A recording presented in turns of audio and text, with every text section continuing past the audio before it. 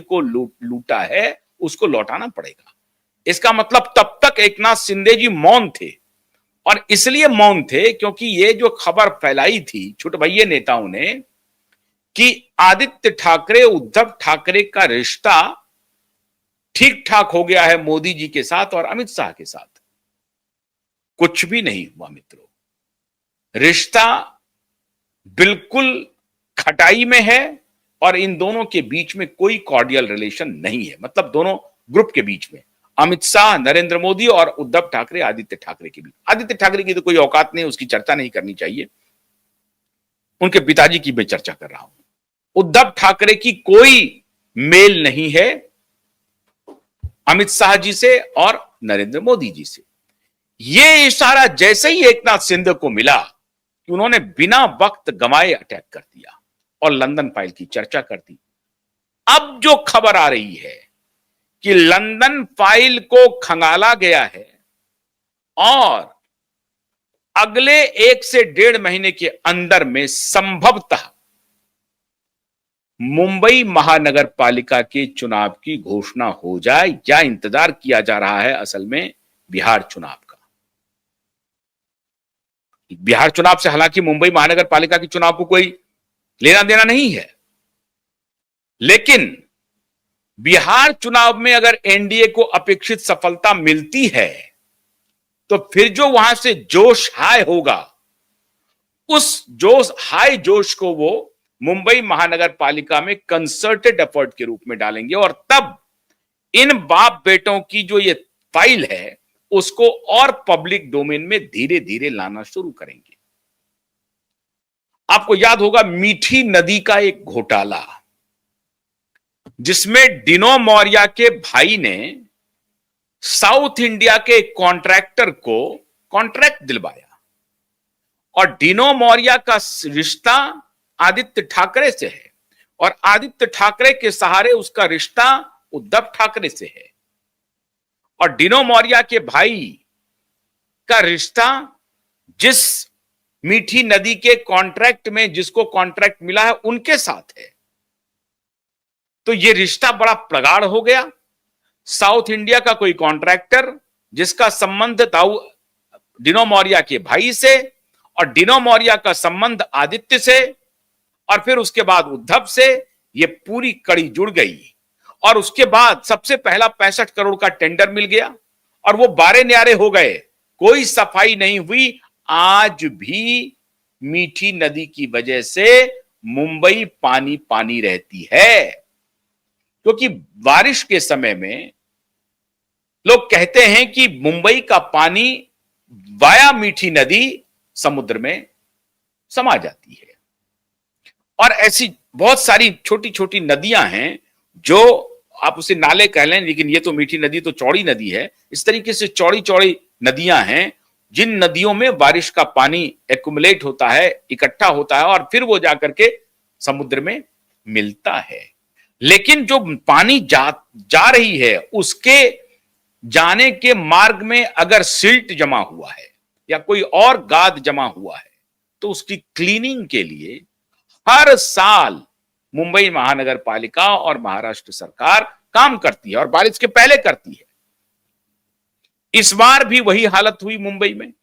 तब जाकर के मामला प्रकाश में आया कि भाई ये पिछले इतने दिनों से सफाई ही नहीं थी। सरकार तो अभी बनी है महाराष्ट्र में, उसके पहले भी बीजेपी की सरकार थी, लेकिन उन्होंने सफाई पर उस तरह से ध्यान दिया नहीं। इसमें बात यह हो गई कि भाई मीठी नदी की सफाई में पता चला कि जिस कंपनी ने सफाई का टेंडर लिया है उसका रिश्ता दूर से कहीं से आकर के मिल जाता है आदित्य ठाकरे से, और इन दोनों बाप बेटे की परिवार से सीधा, पार्टी से भी नहीं, इन दोनों के बाप बेटे के परिवार से रिश्ता जुड़ जाता है वाया डिनो मौर्य।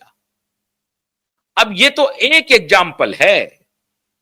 इसके जो करप्शन है, इसके जो किकबैक्स हैं, वो सारे किकबैक्स वहां पर इकट्ठा होकर के लंदन और स्विट्जरलैंड जा रहे हैं। कोविड के दौरान कई हॉस्पिटल्स में करोड़ों रुपए के घोटाले हुए हैं, करोड़ों रुपए के, और सीएजी ने इसके बारे में ऑलरेडी इशारा किया हुआ है महाराष्ट्र की सीएजी ने इशारा किया हुआ है कि कैसे महाराष्ट्र में कोविड के दौरान करोड़ों रुपए के बारे न्यारे किए गए, इन दोनों बाप बेटा ने किए। और उसके बाद दोनों बाप बेटा स्विट्जरलैंड और इंग्लैंड दोनों की यात्रा दोनों साथ साथ करते हैं। फिर बेटा चले आता है, बाप रह जाता है, बाप चले आते हैं, बेटा रह जाता है। और वहां पर बैंकों में पार्क करना पैसा, बिजनेस में लगाना पैसा, प्रॉपर्टीज में लगाना पैसा, अपने बिजनेस कॉन्ग्लोमरेट के साथ मिलना, उनको पैसा देना, यही धंधा चल रहा था इन दोनों बाप बेटे का लगातार। चाहे वो मीठी नदी का मामला हो, उसकी डिसिल्टिंग का मामला हो, चाहे कोविड के दौरान पीपीई किट से लेकर के दवाइयों तक में, सब में इन लोगों ने हजारों करोड़ रुपए बनाए हैं, हजारों करोड़ रुपए। और उसकी इंक्वायरी अभी होनी है, खुलनी है। वो मामला तो सीबीआई के पास है, या अगर नहीं है तो सीबीआई उसमें इंटरवीन भी कर रही है, ऐसी जानकारी है।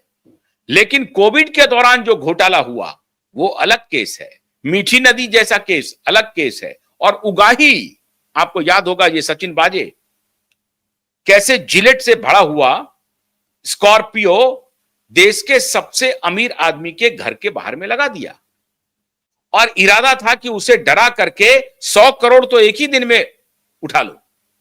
कहां इतना दिमाग लगाते हो? छोटे छोटे टेंडर्स में, रेस्टोरेंट से, बार से, यहां से जो पैसे आते हैं, रेडी वाले पटरी वाले को डरा करके धमका करके जो पैसे आते हैं, उससे बेटर यह है कि एक ही बार में धमका दो और बड़े सेठ को धमका दो। उन्होंने बड़े सेठ को ही धमका दिया, मुकेश अंबानी को ही धमका दिया, और वहां से पैसा तसल्ली की बात हुई।